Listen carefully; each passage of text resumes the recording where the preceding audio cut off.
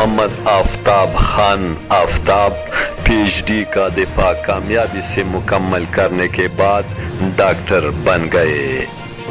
معروف اسکالر محمد آفتاب خان آفتاب نے اپنی PhD تحقیق کا کامیاب دفاع کر کے ڈاکٹر کا اعزاز حاصل کر لیا۔ ان کی دفاعی نشست پشاور یونیورسٹی کے پشتو اکیڈمی میں منعقد ہوئی، جہاں انہوں نے اپنی تحقیقی مقالہ برٹش لائبریری لندن کے دا رحمان بابا دا قلمی نسخو تقابلی جائزہ، یعنی برٹش لائبریری لندن میں موجود رحمان بابا کے قلمی نسخوں کا تقابلی جائزہ کے عنوان کے تحت پیش کیا۔ تحقیق کے نگران پروفیسر ڈاکٹر نصر اللہ جان وزیر تھے۔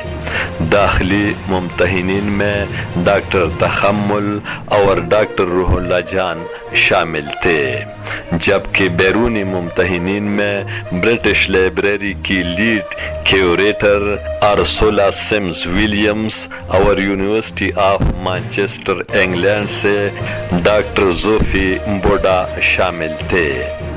پروفیسر ڈاکٹر فرخندہ حیات نے director Pashto academy Peshawar university کی حیثیت سے اجلاس میں شرکت کی۔ دفاعی اجلاس کی نظامت پروفیسر ڈاکٹر شیر زمان سیماب نے کی۔ اس موقع پر پروفیسر ڈاکٹر سلمہ شاہین، پروفیسر ڈاکٹر نور محمد دانش بیٹنی، پروفیسر ڈاکٹر بشرا خاتون، ڈاکٹر شکیل، ڈاکٹر نگینہ خانم اور ڈاکٹر اسلم تاثیر افریدی نے خصوصی شرکت کی۔ PhD اور MPhil کے طلباء و طالبات نے بھی اجلاس میں شرکت کی۔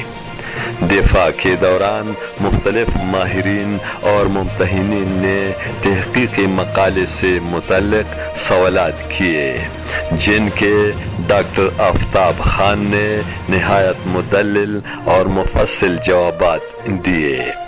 آخر میں تمام ممتحنین نے متفقہ طور پر فیصلہ دیا کہ محمد آفتاب خان آفتاب نے اپنی دفاعی نشست میں مکمل کامیابی حاصل کی ہے اور اب وہ اپنے نام کے ساتھ ڈاکٹر لکھنے کے مجاز ہیں۔